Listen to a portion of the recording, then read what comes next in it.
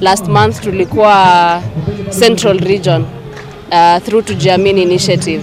So Tujiamini ni initiative ambayo SportPesa came up with to support talent and sports across Kenya.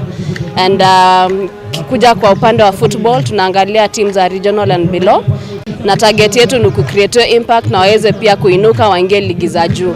We've had 3 teams last year ambayo walitoka grassroots na sasa wamepanda Div 1, Div 2 wakiendelea kupanga. So that is our the impact we want kwa hizi grassroots teams. Kuwainua pia waone pia wao talent yao it's recognized and it can take them far.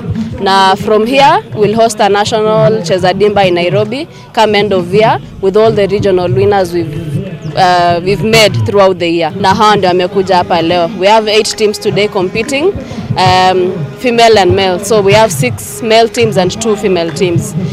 Female teams wanaweza mshinda wa female teams atajishindia 50,000 Kenya shillings one off, and the male team will win themselves 250,000 Kenya shillings annually for the next 3 years, and also a set of kits to be renewed annually. Nashukuru Mungu kwa kutupa ushindi huu wa leo, kwa washindi wa Western Region ya Cheza Dimba na SportPesa. Vijana wangu nataka niwapongeze, wamecheza mchezo mzuri, wameonyesha mchezo ambao unafaa na maturity imeonekana na discipline na hard work. Mshindi tusaidia kikosi yangu, manake nimepata sponsorship, nilikuwa nacheza regional league, nimemaliza huko regional league number 1, niko shua napanda ligi. So itanisaidia, itaniboost mali penye sikuwa nawezeshwa, na pia wachezaji wangu watapata lishe bora, angalau watafaidika na ushindi huu wa leo.